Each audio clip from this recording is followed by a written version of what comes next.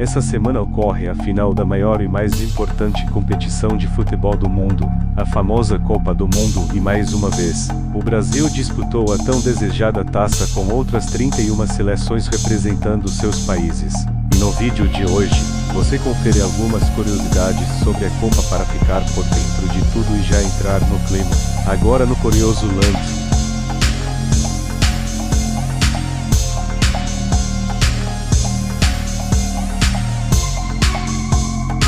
Ao contrário das outras edições, esta será a primeira Copa do Mundo a não acontecer no meio do ano.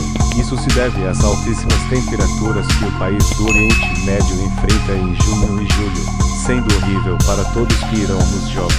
Por isso a edição desse ano foi adiada para novembro, mês em que o Catar tem temperaturas mais amenas. O governo do Catar não gastou pouco nessa Copa. Estima-se que as construções dos estádios, estradas, aeroportos, um metrô e toda a infraestrutura para receber turistas tenha ultrapassado os 220 bilhões de dólares, se tornando a Copa mais cara da história, ficando na frente do Brasil com seus 15 bilhões de dólares gastos na Copa de 2014. Infelizmente, a 22ª edição do campeonato foi a que mais teve mortes durante seus preparos, de acordo com Hassan Al-Tawabi, secretário-geral do Comitê Supremo. Estima-se que mais de 414 pessoas tenham morrido durante a construção da infraestrutura do Mundial. Apesar de outras fontes contestarem 6.000 mortes e uns denunciarem condições desumanas de trabalho, como maus tratos, e trabalhadores, que a maioria são imigrantes de países asiáticos, tendo que se sujeitar a um calor de 50 graus típico do país e sem folga, baixa remuneração e abuso físico, mental e verbal. O verdadeiro número de óbitos é desconhecido. Essa Copa será a última a ter 32 seleções competindo. Um novo formato com 48 seleções foi adotado pela FIFA e será botado em prática na Copa de 2026, com um total de 16 grupos. E uma curiosidade bônus é que o formato de 32 seleções foi adotado pela primeira vez em 1998. O Catar foi usado na hora de construir alguns estádios, como por exemplo o estádio de Lusail com a capacidade de 80.000 pessoas e é o maior da Copa, que junto foi erguido uma metrópole do zero. A cidade moderna e inteligente de Lusail foi construída para sediar os jogos. O investimento inicial dela foi de 45 milhões de dólares, e ela é capaz de receber 250.000 pessoas durante a Copa. Outra inovação é o estádio 974 em Doha, que foi construído com 974 containers, por isso o nome.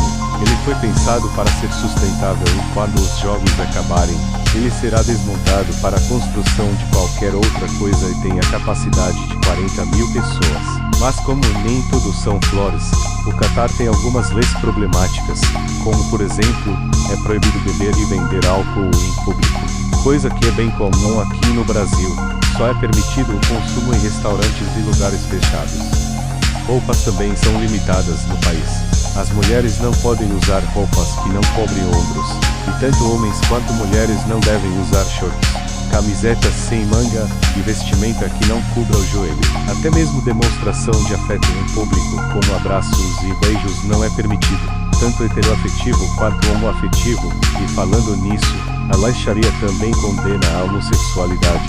Quem desrespeitar essas e outras regras pode levar multas até chibatadas, apedrejamento, encarceramento, prisão e pena de morte. Nesta edição, haverá a maior premiação à seleção campeã da história.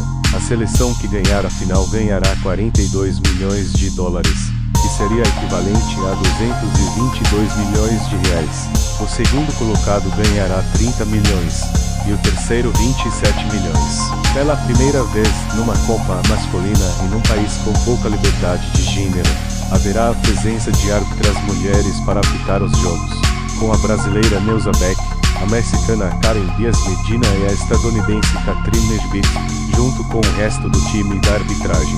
Pela primeira vez numa Copa do Mundo, uma seleção africana chega numa semifinal e disputa pelo terceiro lugar.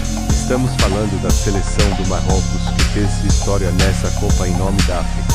A bola é outra inovação tecnológica dessa Copa, pois dentro dela tem um sensor que detecta o momento exato do toque na bola e envia esses dados para o VAR, que junto com a tecnologia semi-automatizada de impedimento, vai mostrar com detalhes e precisão se o momento do gol foi impedimento ou não. Quanta coisa tem nessa Copa, não é?